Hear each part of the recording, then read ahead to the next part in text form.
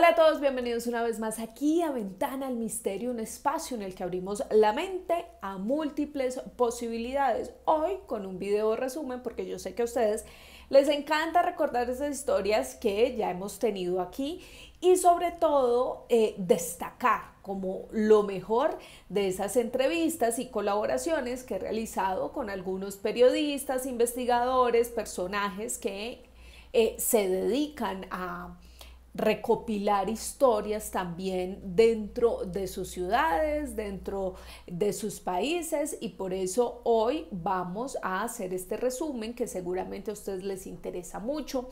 Vamos a empezar por Barranquilla y todos los misterios que hay allí en esa hermosa ciudad e iremos ahondando un poquito más por todos esos misterios, curiosidades, señores, curiosidades también, y algunas leyendas no solo de Colombia, sino también alrededor del mundo. Así que bienvenidos aquí a estas ventanas del misterio y los dejo con esta recopilación tan interesante. Johnny, conociendo la ciudad, conociendo la cantidad de espectros que se pueden encontrar allí y la historia de estos espectros que hacen parte de Barranquilla, dentro de esta investigación, ¿cuál fue la más sorprendente? ¿Qué fue lo que más lo marcó?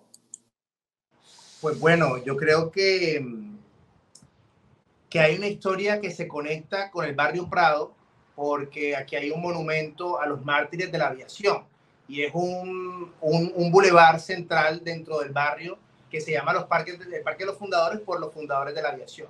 Ahí tenemos un águila que muy poca gente pues se conoce el trasfondo o realmente lo que simboliza esa águila para la ciudad. Y pues yo en mis recorridos, conociendo pues el águila, hablo realmente que eso es una donación del gobierno alemán en 1926 de una tragedia aérea que ocurre un 8 de junio de 1924, donde mueren pues todos los alemanes, o la mayoría pues de los alemanes que son los que fundan la SCACTA, lo que hoy es la Bianca, la Sociedad Colombo-Alemana de Aviación. Ahí está Ernesto Cortizo, pues un ciudadano muy cívico de aquí de la ciudad, y hablo de esa tragedia, que ellos todos mueren al chocar un avión. Entonces, claro, el avión cae en el centro. Uno de los primeros capítulos o las investigaciones tenía que ser los mártires de Bocas de Ceniza, a eso se les conoce así a ellos. Entonces era dar con el lugar exacto donde cae el avión. Y eso es una historia chistosa porque yo toda la vida pensé que el avión había caído en una esquina que hoy queda un hotel.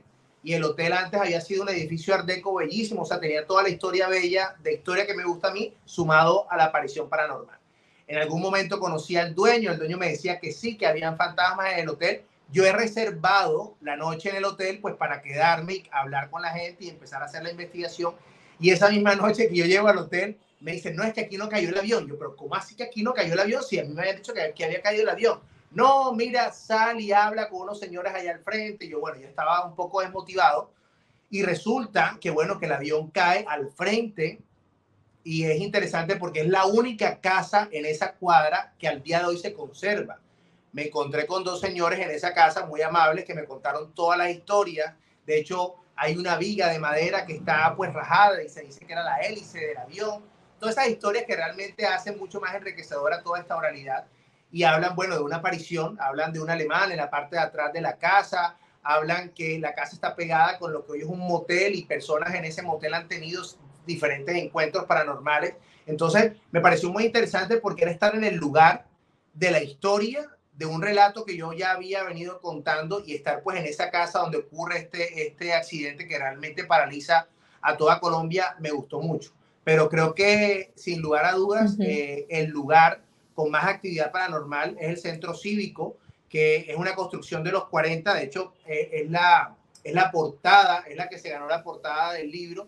Este edificio Sí. modernista que realmente tiene muchas historias, porque creo que lo habíamos hablado un poco en el capítulo pasado, que Sí. en el imaginario de la ciudad, pues la gente lamentablemente desde los 60, 70, 80 ha tomado este edificio para, desde sus famosas escaleras en espiral y caracol, pues lanzarse al vacío. Entonces, lo primero que yo pienso en un lugar como este, un lugar donde muchas vidas han dejado de existir, uno aseguraría que es un lugar con mucha actividad paranormal.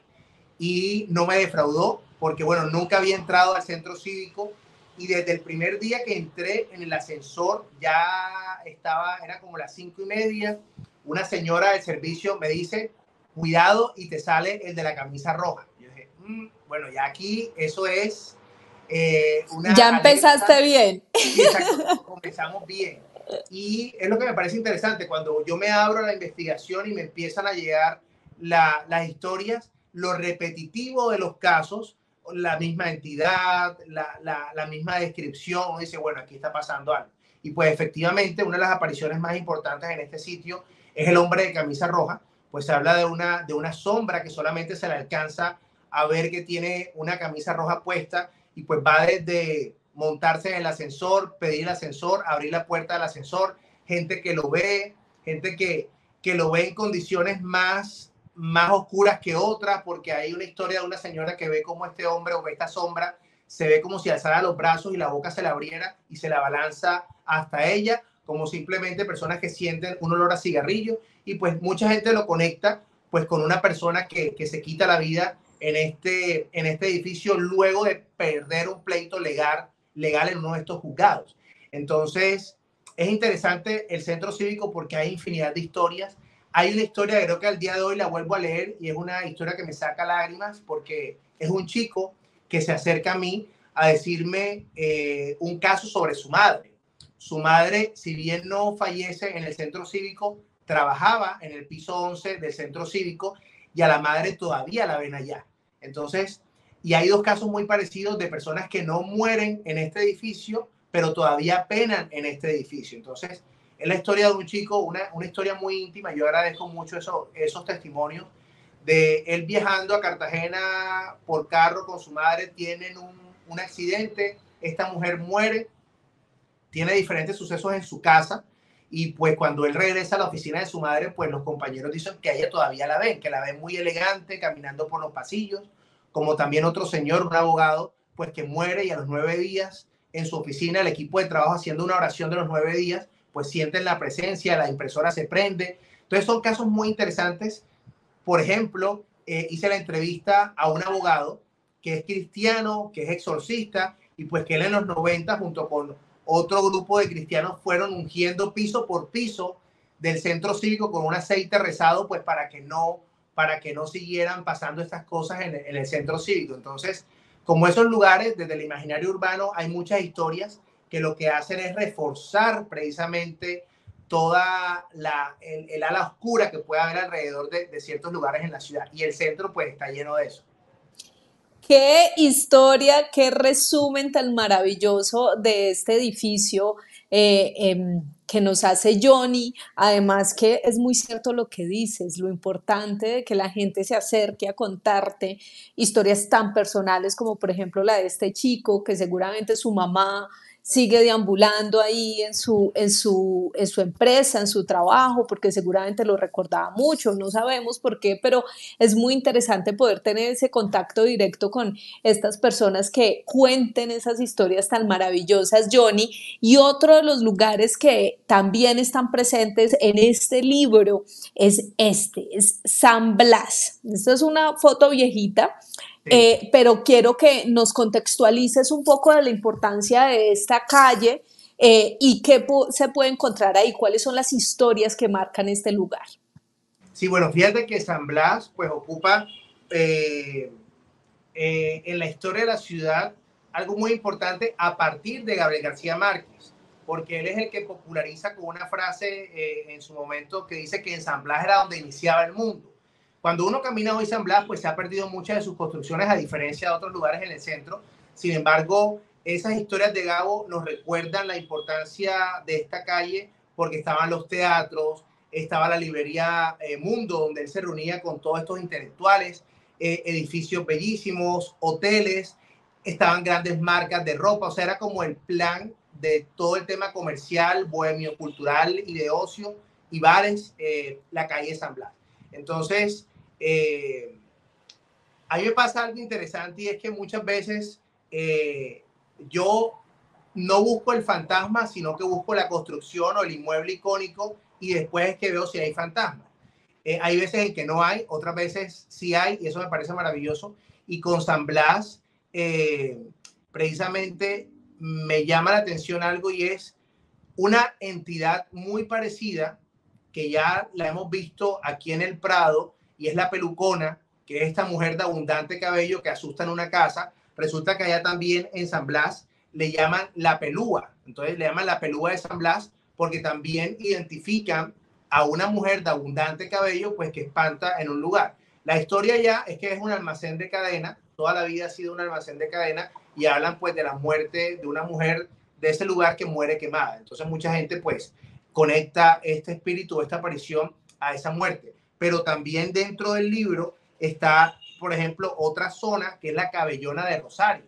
También es una mujer con abundante cabello que espanta a la gente. Entonces a mí sí me llama la atención esa como una entidad muy parecida, cómo se mueve o cómo está o cómo la ven en diferentes lugares. Regresando a San Blas, hay una construcción que creo que a muchos barranquilleros por años nos ha llamado la atención porque es una esquina de lo que fue una construcción bellísima y sobre todo, bueno, está abandonada, ya hoy por dentro hay puro árbol, o sea, eso quiere decir que por dentro no hay nada, ya han crecido árboles y vegetaciones.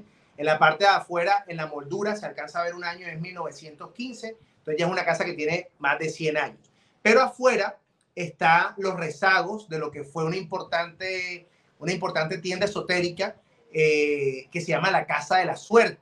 Entonces, cuando uno pasa por ahí siempre ve ese aviso.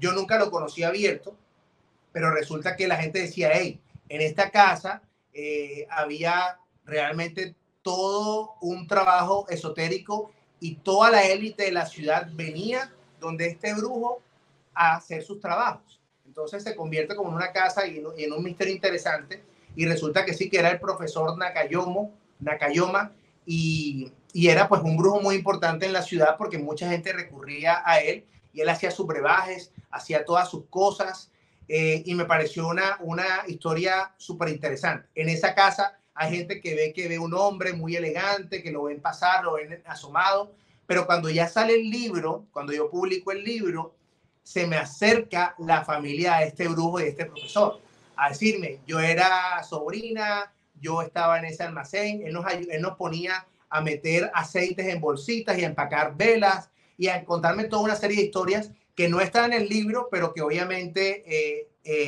alimentan toda la historia, por ejemplo, que ellos creen de una maldición que este señor le dejó a su antigua esposa, porque esta señora no se ha podido volver a casar y cuando lo hizo, cuando encontró nuevamente el amor, a este señor lo matan de un tiro. Entonces, es eso que uno habla, lo extraño que pareciera que sucediera alrededor de todas estas temáticas y de todos estos lugares. Entonces, San Blas la recuerdo hoy con lo bonito que Gabo nos contaba, pero también está esta parte de la historia de estas apariciones que en esos rezagos de esa Barranquilla de época de oro, pues todavía están deambulando y penando. Claro, y que siguen ahí haciendo parte de esa historia de la ciudad. John, tenía esta siguiente fotografía, pero ya nos adelantaste un poco. Bocas de ceniza. Ya nos hablabas un poco de todo lo que se vivía allí, pero otro capítulo que realmente me causó bastante curiosidad es uno que se llama El Bogotazo en Barranquilla. Y yo dije, ¿cómo así que el Bogotazo en Barranquilla? ¿Qué es eso? Quiero que me lo cuente y que me lo explique todo para ver realmente de qué se trata. Sí, bueno, el capítulo se llama Las llamas del Bogotazo en Barranquilla. Ya desde hace un tiempo se ha empezado pues a difundir muchas imágenes que así como en este abril oscuro en Bogotá, pues tras la muerte de este caudillo, se incendió el centro, aquí en Barranquilla también incendiaron muchos edificios. Entonces, fue también uno de los temas que en ese primer listado dije, yo quiero ver si hay algo más allá del tema del rezago del Bogotazo en Barranquilla. Entonces empecé a investigar, por ejemplo, uno de los pocos edificios que sobrevivió a ese Bogotazo aquí en Barranquilla todavía existe y ahí está en una esquina en el centro, pero esto se conecta mucho con un colegio, el Colegio Salesiano San Roque, porque resulta que este colegio pues está ubicado a un costado del centro histórico. Ya esto es barrio San Roque, que está pegadito al centro. De hecho, cuando hablaba ahorita de la monja del Hospital Barranquilla, no me metí con la monja porque la monja está ubicado en San Roque. Pero esta parte antiguamente se le llamaba la zona negra o la zona obrera, y cuando estalla este bogotazo y las emisoras empiezan a dar la noticia, precisamente de esta zona empieza a venir esta turba iracunda, y lo primero que se toman es el Colegio Salesiano San Roque.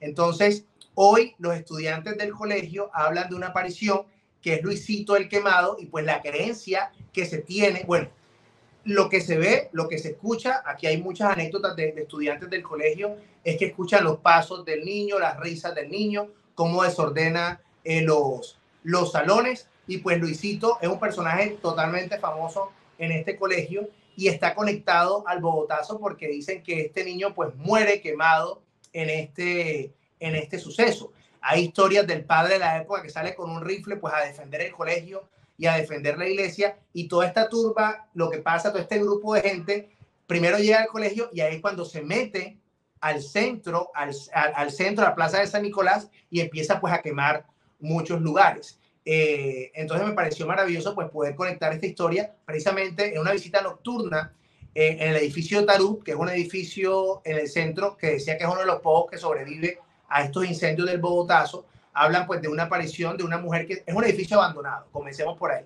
O sea, son 4 pisos que están abandonados, y hablan los vigilantes que ven a una mujer que se asoma, como ven también a un personaje, a un señor que camina, llega al frente de la entrada del edificio y desaparece. Entonces, todo eso es lo que quise recoger en este capítulo, que son como esos rezagos de esa historia nacional que tuvo pues una incidencia en lo local aquí en Barranquilla. Camilo, en general, como colombiano, ¿tú cuál consideras que es el mayor misterio que tenemos en esta nación? Pues mira que como historiador y como profesor de ciencias sociales me llama mucho la atención lo que es la arqueología, ¿me entiendes? Y perfectamente yo diría que uno de los misterios que a mí más me atrapa sería el explorar al 100% la parte amazónica de Colombia, porque sin duda alguna no está totalmente explorada. Entonces podemos comprender que pueden existir ahí quizás civilizaciones perdidas, y de hecho hace poco se encontró un hallazgo arqueológico de una posible comunidad que habitó el Amazonas que estaba perdida.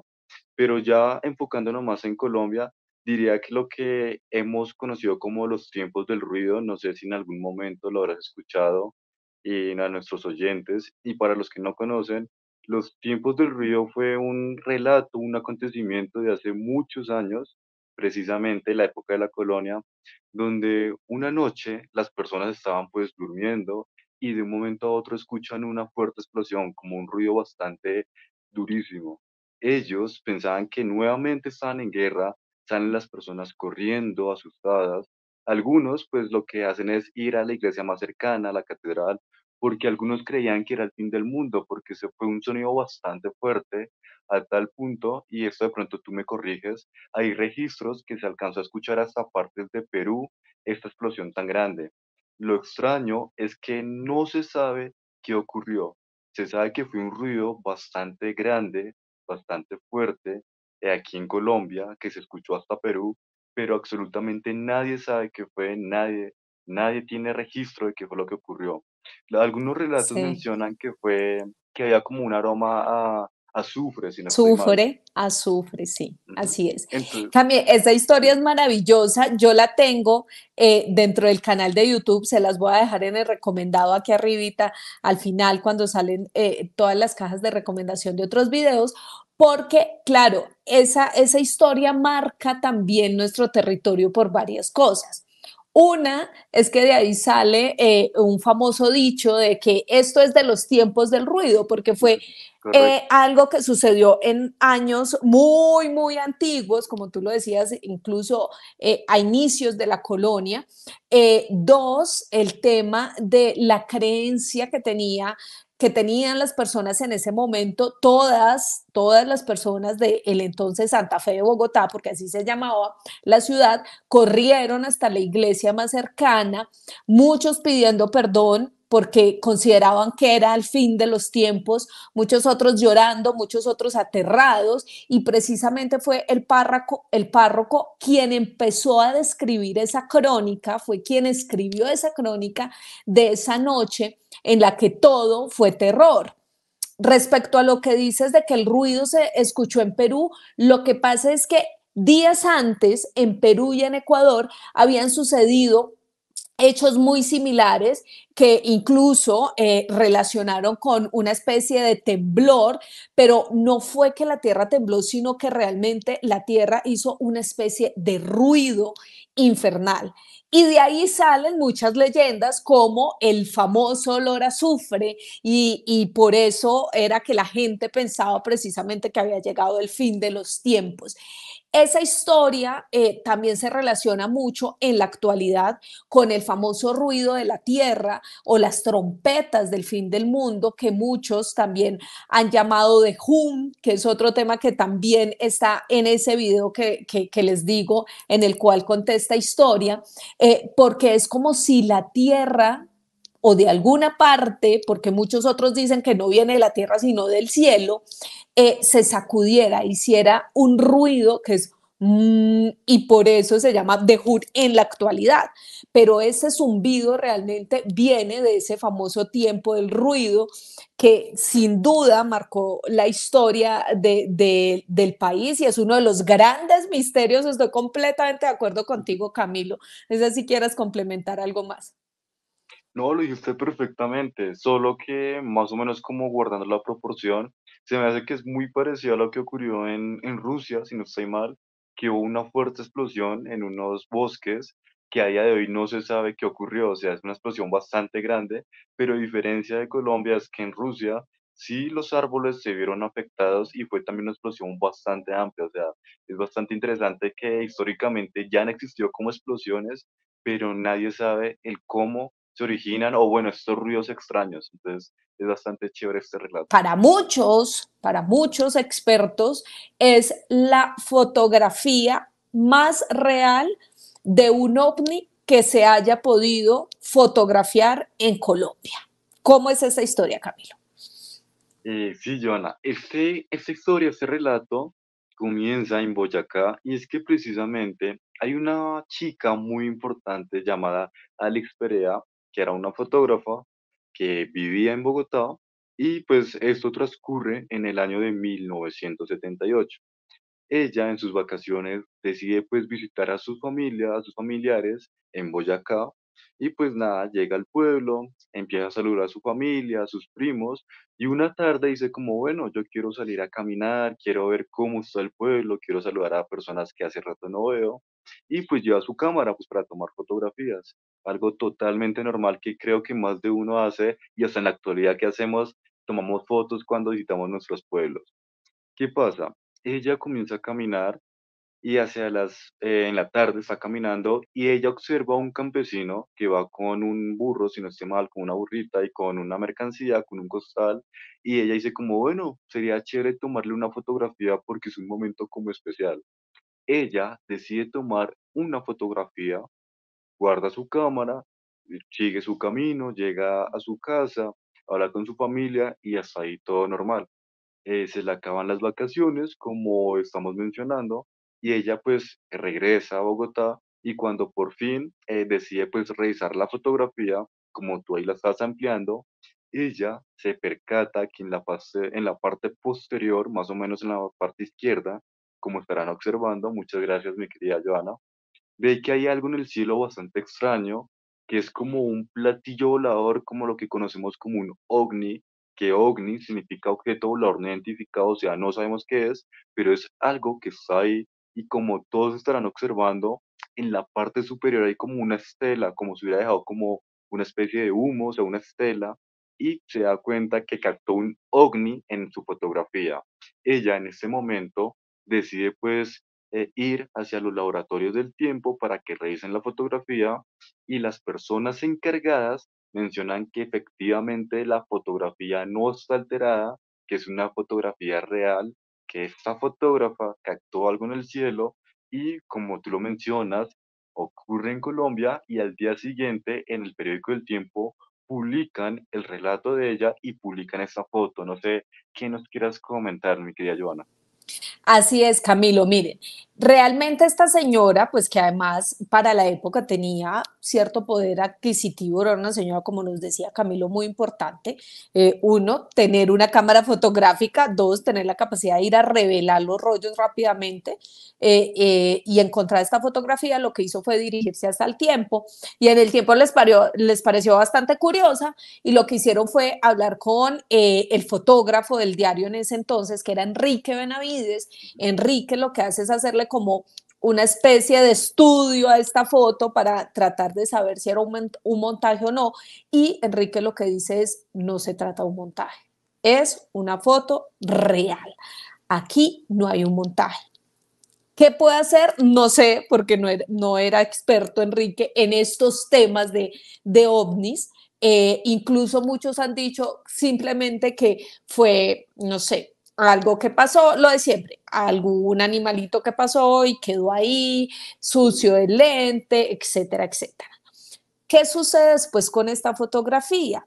Esta fotografía pasa a manos de Miguel Roberto Forero, que Miguel Roberto Forero en ese entonces también hacía parte del Tiempo, escribía algunos artículos para el Tiempo, pero además Miguel Roberto Forero en ese entonces le escribía artículos a las revistas de misterio de España. Este señor, como les digo, era un tipo súper importante para todos los que nos gusta el misterio, y yo de verdad en este momento me acuerdo tantas veces que pude hablar con él. Era un señor absolutamente encantador que te narraba todas las historias maravillosas en el mundo del misterio. Tenía una compilación gigante de archivos de todo lo que había escrito para la revista Enigmas. Él tenía en ese entonces contacto con Juan José Benítez, y señores, JJ Benítez, y Miguel Roberto Forero lo que hace es buscar a Alex, que es quien toma la fotografía, hablar con ella, preguntarle cuál era el contexto de la foto. Ella le cuenta todo lo que nos contó Camilo, y Miguel Roberto Forero dice: esta es la mejor fotografía que se ha tomado de un ovni en Colombia y quizás en el mundo. Y lo que hace Miguel es mandarle la información a JJ Benítez, que además, por pura casualidad, iba a estar justo por esos días en Colombia, porque Miguel Roberto Forero lo había invitado para hacer un congreso. JJ Benítez habla también con esta mujer, ve la fotografía y también queda absolutamente asombrado de lo que se puede captar y lo que se puede ver allí.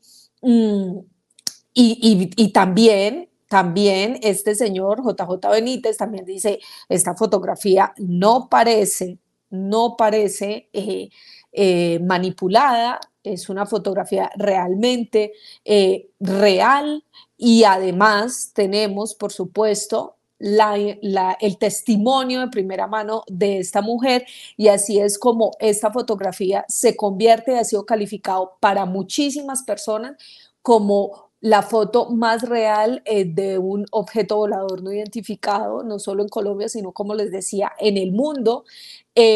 Muchos otros han querido, por supuesto, decir que no se trataba de un ovni, que era otra cosa, que seguramente en medio de la revelación se fue algo de tinta y quedó esta figura así, pero sin duda marcó un hito muy importante. Fue además noticia en el periódico El Tiempo, que es uno de los periódicos más importantes de este país, y también analizada por dos grandes personajes, uno para Colombia como Miguel Roberto Forero y otro para el mundo del misterio. A quienes que nos gusta este mundo no conocemos a JJ Benítez, lo hemos escuchado, bueno, otros que hemos tenido la oportunidad de estar cerca de él y hablar con él. Entonces, sin duda, esta historia me parece maravillosa. Como maravilloso me parecía el legado que tenía Miguel Roberto Forero, que, como les digo, lastimosamente el año pasado falleció pero ojalá toda esa información que él tenía, sus hijos la puedan seguir recopilando y manteniendo ahí, porque de verdad que era una gran biblioteca del fenómeno ufológico en Colombia y en el mundo, con la cantidad además de artículos que él escribió para varias revistas enfocadas en este tema. Cami, ¿qué crees? ¿La foto es real, sí o no? Sinceramente, sí, obvio. Sí, primero, opino que es real. Segundo, está la evidencia que menciona que la foto es real. Y además, un dato curioso es que en la región de Boyacá es una región muy propensa al fenómeno ovni, como es en Oxa, como es Cómbita, y esta foto fue en Boyacá. Entonces, de a poco van encajando las piezas. No es tan descabellado decir que no puede ser un ovni. Uno, la foto es real. Dos, yo opino que también es real, que en efecto sí es un ovni. Y pues encontramos que geográficamente Boyacá sí es propenso a estos fenómenos. Entonces, ¿por qué no? Sí puede ser un ovni. Sí, señor. Nopsa, que es uno de los municipios, un municipio muy pequeño y que queda relativamente cerca a Bogotá, la capital colombiana, donde además el dicho de Nopsa es que todos los ciudadanos de ese pequeño pueblo han visto un ovni. Allá hay Interesante. toda una historia alrededor de ese lugar, de un cerro. Luego les voy a contar esa historia en un video. De un cerro, de la cruz que pusieron, de los famosos, como ellos decían, caballitos de fuego. E incluso en el piso del Parque Central de esa localidad está dibujado un objeto volador no identificado, porque como les digo, allá es común que todas las personas hayan visto un objeto volador no identificado e incluso les encanta hablar de ese tema en NOPSA. Entonces, bueno, en fin, ahí para complementar y seguimos Cami, hablando de los misterios de Colombia, enfocándonos también en ese fenómeno ufológico que en muchos sectores, en muchos departamentos se ha visto, pero esta historia también me encanta porque además está relacionando el fenómeno, hace parte de un territorio del que quizás no hablamos mucho, que queda al sur del país, que es Nariño, pero además hace parte de los archivos desclasificados de Estados Unidos sobre el fenómeno ufológico. Entonces, cuéntanos cómo es la historia del ovni de Aranda en Pasto. Sí, Joana, pero antes de contarla, si caes en cuenta, es interesante que uno a través de esto sí o sí va aprendiendo historia. Entonces, digamos, podemos Claro, abordar históricamente en la región de Boyacá o aquí, como tú mencionas, Nariño, qué acontecimientos parecidos se han registrado con el paso del tiempo, si las comunidades nativas quizás registraron el ver luces y hacer como una cronología del por qué ocurren estos hechos que han pasado en la historia. Entonces, es bastante chévere y muy interesante que se va reflejando con el paso del tiempo. Y como tú aquí nos estás mostrando, este archivo que estarán observando relata la historia del Roswell colombiano, el Roswell de Pasto, y es que precisamente en 1956 las personas que viven en Pasto mencionan que en el cementerio, en un cementerio llamado eh, Nuestra Señora del Carmen, observaron que un objeto volador no identificado chocó en este lugar, pero que extrañamente empezó a haber como una bruma de color como verdoso, como azul, alrededor de este cementerio. Muchas personas, muchos testigos, mencionan que observaron y que escucharon cuando este objeto volador no identificado chocó en el cementerio. Es más, algunas personas mencionaron en algunas emisoras cercanas y demás que obtuvieron trozos metálicos de este aparato que chocó. En ese momento, nosotros podemos creer que quizás simplemente fue un satélite, un meteorito, algo que chocó y nada más. Pero ¿qué ocurre? Como tú lo mencionabas, el gobierno norteamericano se interesó bastante en este incidente a tal punto que mandó personas encargadas de investigar qué fue lo que ocurrió y algunos creen que se llevaron partes de este objeto volador no identificado a Norteamérica. Precisamente, mi querida Joana, y a los oyentes les comparto y les leo textualmente, la Central de Inteligencia Aérea de la base de Patterson en Ohio, fue la encargada de investigar este fenómeno, este acontecimiento, y el coronel G.W. Craver fue el que se encargó de todo este incidente en la región de Aranda, en Pasto, como tú lo mencionas. Tanto así que lo denominaron como el Roswell colombiano, porque pues como todos sabemos, en Nuevo México, en Roswell, también ocurrió un incidente muy parecido de un objeto volador no identificado que chocó y se estrelló pues en el planeta Tierra. Este incidente bastante extraño y que durante mucho tiempo algunos pobladores mencionaron que igualmente observaban luces a lo lejos en este cementerio como sobrevolando, pero que no emitían ningún sonido, que simplemente eran como una especie de bola de fuego que iluminaba el cementerio y se perdía entre las nubes. Un relato bastante extraño e histórico que muy pocos conocen y que lo más importante es por qué el gobierno norteamericano vino hasta Colombia a investigar eso. O sea, es porque fue algo real, algo que le llamó la atención y querían de primera mano investigar sí o sí. Pues vamos a empezar con los casos. Y esta es una de las familias más reconocidas no solo en Estados Unidos, sino en el mundo. Son la familia Kennedy. La familia Kennedy que ha traído, pues, o sea, que ha suscitado, por supuesto, poder, reconocimiento, pero también unas cargas impresionantes, donde ha habido muertes, donde ha habido incluso problemas mentales y una cantidad de situaciones que parecen repetirse. ¿Cómo inicia, digamos que esta teoría de la maldición de la familia Kennedy? Y antes quiero decirte una cosa, y es que estaba leyendo y en muchas referencias de internet, incluso en los, más que en libros, sobre todo en portales de noticias, hablaban de que la famosa maldición estaba muy relacionado con hacerle propaganda a ellos, teniendo en cuenta que era una de las familias más poderosas, adineradas y que manejaban cierto, digamos que cierto poder entre las élites. Entonces, que por eso se había creado esta teoría de conspiración sobre la maldición que acarreaba esta familia, teniendo en cuenta que eso lo que los hacía era ser mucho más populares. Pero ya Rubiela, por supuesto, me va a contar qué opina de eso, uno, y dos, vamos a empezar a desarrollar la historia respecto a esta familia. Lo que pasa es que, digamos que muchas personas hablan de lo que se llama la sincronicidad, que Carl Gustav Jung la definía como esos hechos en donde nosotros encontramos coincidencias, pero nadie más lo hace.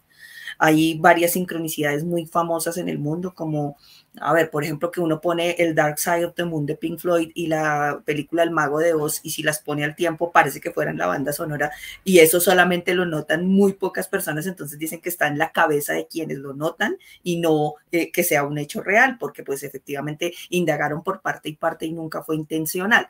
No obstante, en este caso, a pesar de que dicen que es por popularidad y que porque suenen más, pues es muy extraño que una familia busque popularidad a través de estos hechos que son realmente siniestros, porque lo que le pasa a los Kennedy no creo que sea, o sea, ni por todo el dinero, ni por toda la fama, ni por todo el poder que han tenido, fueron hechos que pudieran evitar.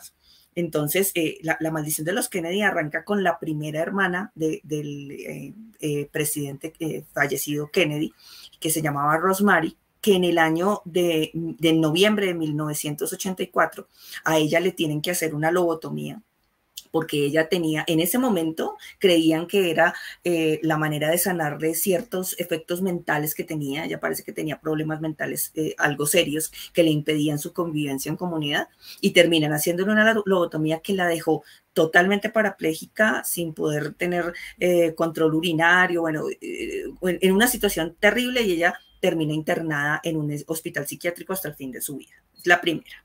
El siguiente, que es un hermano mayor al presidente Kennedy, muere en un accidente aéreo, que de aquí en adelante vamos a ver esa repitencia. El hermano mayor del presidente, del difunto presidente Kennedy, muere en 1944 en un accidente aéreo. Luego una hermana siguiente, en el año 1948, también muere en otro accidente aéreo. O sea, casi que cada 2 años está muriendo uno de los hermanos del presidente. En agosto del 56, Jacqueline Kennedy, la esposa del presidente Kennedy, da a luz una hija que nace muerta, que es como la primera tragedia de ellos dos. En agosto del 63, el último hijo del matrimonio Kennedy nació con algunas dificultades de salud y a los 2 días de nacer muere también. Entonces, o sea, si nos damos cuenta, la repitencia de todos estos hechos es en muerte. Luego, pues, por supuesto, viene el asesinato del presidente Kennedy en el año 63, en diciembre del 63, que pues es un hecho que marca la historia, parte de la historia de Estados Unidos en dos. En el 64, el hermano del presidente Kennedy, ya el fallecido presidente Kennedy, que era senador, sufre un accidente aéreo y también muere en ese accidente aéreo. En el 68, otro hermano también muere en otro accidente aéreo. O sea, si nos damos cuenta, es como si todos, de verdad parece una maldición. Mueren todos y tienen mucho que ver con el tema de los accidentes aéreos. En el 69, repetitivo. Exacto. En el 69 muere el padre del presidente Kennedy de un accidente cerebrovascular. Bueno, ya digamos que casi que todo el linaje en ese momento ya había desaparecido. En mayo del 94, Jacqueline Kennedy, que había sido pues la esposa en ese momento, Jacqueline Onassis, muere de un linfoma. En julio del 99, John F. Kennedy Jr., el hijo del expresidente, del difunto expresidente Kennedy, muere en otro accidente aéreo. Y en abril del 2000, una sobrina nieta de Kennedy desaparecieron unos días en un paseo que estaban haciendo por Canoa y los hallaron a toda la familia, los hallaron muertos. Entonces, si nos damos cuenta, es como que una serie de sucesos que está relacionado, por supuesto, con el tema de los accidentes aéreos, que se repite de manera sistemática y año a año, e incluso si uno mira las fechas, varias de esos sucesos ocurren en un agosto. Entonces, muchos dicen que sí, que se trata de sincronicidad y que pues es coincidencial, pero lo cierto es que no deja de ser extraño que las muertes sucedan de esa manera, todos muy jóvenes además. No es que sea una enfermedad, no es que sea algo que, no sé, heredaron y que sistemáticamente los lleve a morir, sino casi todos tienen que ver con accidentes y la mayoría de ellos accidentes aéreos. Entonces de allí empieza a tejerse como todo el tema de que la familia está, pues tiene una maldición y que pues lastimosamente todos aquellos que son miembros y que además han tenido cierto poder, pues ese es el destino final que tiene. Exactamente, Ruby, aquí empieza a tejerse, digamos que esa historia, porque como muy bien lo explicabas, es como no son hechos aislados, es decir, coinciden, sobre todo la mayoría, sobre todo con accidentes aéreos, 1, y 2, pues muertes trágicas, porque los que no murieron en accidentes aéreos, pues tuvieron una muerte, una enfermedad muy dolorosa, muy trágica, que finalmente los llevó a terminar su vida. Pero alrededor de esto, en algún momento la familia se ha pronunciado respecto a esta, entre comillas, maldición.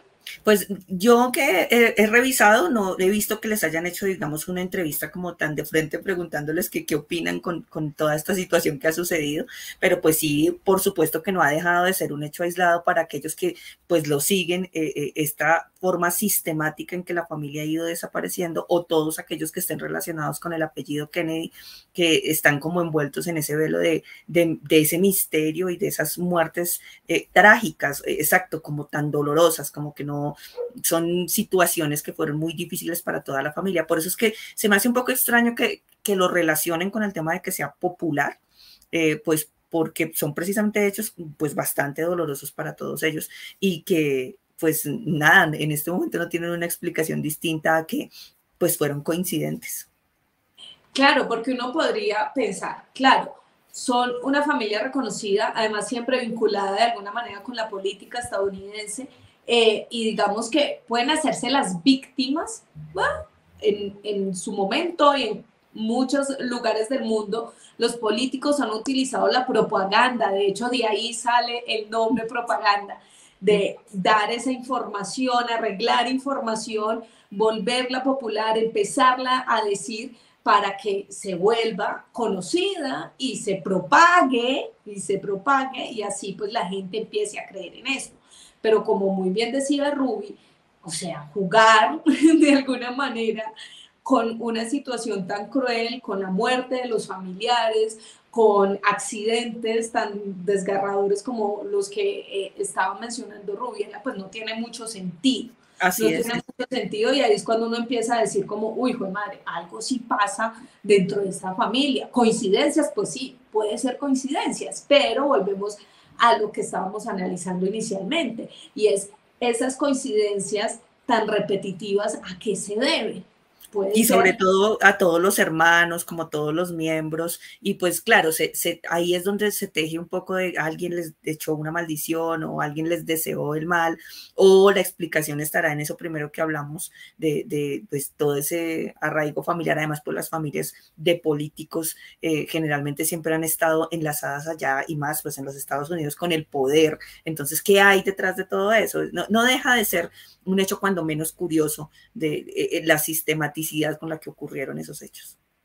Exactamente, un hecho misterioso, y por eso estamos hablando de eso, porque recuerden que aquí en este canal hablamos de misterio, de cualquier cosa que nos pueda causar curiosidad y que nos abre la mente a muchas posibilidades. Ahora continuamos con este otro personaje que es muy conocido, que muchas personas lo vieron en sus pantallas de televisión y también, por supuesto, del cine, y es Bruce Lee. ¿Qué pasa con esta historia, Ruby? Porque también se habla de la maldición de la familia Lee. Sí, esta digamos que para mí tiene algo atípico, y es, de pronto no tengo tantos elementos para relacionarla con lo que venimos hablando, porque de verdad cuando uno escucha la historia, o por lo menos cuando uno la investiga, de la forma en que es narrada, es como si de verdad les hubieran echado una maldición. Es muy raro. Y es que no hay una versión final. Se sabe que el papá de Bruce Lee pues navegaba, y que uno de esos piratas que están allí en temas de navegación le pone una maldición al señor, al papá de Bruce Lee. El Bueno, señor se llama... aquí ya hay un antecedente diferente de la Sí, familia Kennedy. exactamente. Es importante. Parece que por enemistades o algo que no lo aclaran muy bien, casi que en ningún lado he encontrado, y de hecho, pues si alguno lo sabe sería muy interesante, porque no he encontrado el hecho. Le dice que de aquí en adelante todos sus hijos primogénitos hasta la tercera generación morirían, que él lo maldecía, y que mientras fueran varones iban a morir. Entonces, pues él como que hace caso omiso, y como que trata no ponerle como tanta atención a la maldición. Y entonces el primer hijo, el hermano mayor de Bruce Lee, muere en el momento en que nació. O sea, nace, y el hijo mayor de Bruce Lee, el hermano mayor de Bruce Lee, muere. Entonces, pues él ya se empieza a sentir asustado, el papá de Bruce Lee se empieza a sentir muy asustado por ese hecho. Y en cuanto nació Bruce Lee, lo bautizó con nombre de mujer. Le puso un nombre de mujer para tratar de huir un poco al tema de la maldición, pero lo cierto es que como ellos llegan a Estados Unidos, pues allá le obligan a registrarle con un nombre de hombre, pues porque en ese momento pues la situación era distinta, y de ahí en adelante pues se le conoce ya como, él tiene un nombre unido con Lee, y ya pues popularmente como Bruce Lee. Bueno, él está en el cine, no sé qué. La muerte de Bruce Lee también estuvo asociada a cosas muy misteriosas. Hay muchas teorías acerca de qué fue lo que le sucedió, si había sido una depresión, si había sido una venganza. Lo cierto es que la versión final que sale a medios de comunicación es que él muere a sus 32 años, víctima de una supuesta alergia a un componente que tomó en un analgésico para el dolor de cabeza. Y a los 32 años, siendo pues el ícono del cine que en este momento se convirtió, seguramente por su muerte tan prematura, muere el segundo hijo de este señor, a quien recibe la maldición, y bueno, se genera todo el mito alrededor de la muerte de Bruce Lee. Pero lo más difícil de todo, además, es que después, pues Brandon Lee, cuando están haciendo El Cuervo en los años 90, que es una película que se volvió mítica por eso, muere también el hijo de Bruce Lee, y las circunstancias en las que muere son muy extrañas, porque están grabando una escena de la película, y pues se supone que le están apuntando con balas de salva, pero cuando se dan cuenta, pues le dieron pues con balas verdaderas. Se dan cuenta en el rodaje, porque al principio creyeron que todo era producto de la actuación, se dan cuenta que pues él no se levanta, que la sangre ya no parecía de utilería, y se dan cuenta que efectivamente el otro actor pues aparentemente sin querer, pues lo mata y es la tercera generación y pues termina allí y se cierra ese ciclo que no deja de ser cuando menos muy curioso y que pues por supuesto vuelve a la película El Cuervo, la película mítica que es hoy día, pues porque su protagonista muere durante el rodaje. Claro, pero imagínate ese antecedente tan tremendo y es que alguien le conceda, le haga ese tipo de afirmaciones, de maldiciones a otros. Y es que sin duda las palabras tienen poder, ¿no? Podríamos decir, por ejemplo, en este caso, las palabras tienen poder y se cumplió de alguna manera eso que le dijo el navegante, su compañero quizás, al padre o al padre de Bruce Lee. Y cumple realmente con las 3 generaciones que le ha planteado. Además que el señor cuando muere Bruce Lee ya estaba tan, pues, o sea, se volvió un poco loco con el tema de la maldición, estaba pues muy angustiado y él muere antes de saber que también su nieto fallece de la manera en que lo hizo y además tan jóvenes, ¿no? Porque todos murieron pues muy jóvenes. Uy, no, esta historia sí me dejó como los pelitos de punta, Ruby. Es extraña eso. Y pues por supuesto que es todo un mito alrededor de las películas, por un lado de Bruce Lee y por el otro lado pues lo que hizo lo que alcanzó a hacer Brandon Lee. Gracias por estar aquí conectados. Si llegaron hasta el final de este video, pues los invito a que 1, le den dedito arriba, 2, dejen sus comentarios, cuál fue la historia que más les llamó la atención o de cuál quisiera que habláramos después. Pero además recuerden que si quizás a ustedes se les dificulta un poco entrar a YouTube, ver este video por YouTube, pues también ahora puede descargar los audios a través de Spreaker. Les dejo en la descripción del video el enlace. Entran allí a esa plataforma, descargan los audios y rápidamente lo pueden llevar a cualquier lugar y escucharnos. Donde quiera que ustedes vayan con sus audífonos ahí listicos, entretenidos con Ventana al Misterio. Gracias por estar conectados. Por favor, compartan este video, denle dedito arriba, dejen sus comentarios para que además así podamos crecer con esta gran familia. De verdad les agradezco infinitamente todo su apoyo, su aprecio y todos sus comentarios que día a día enriquecen también el contenido de este canal. Un abrazo gigante para todos donde sea que se encuentren. Por hoy cerramos esta ventana al misterio.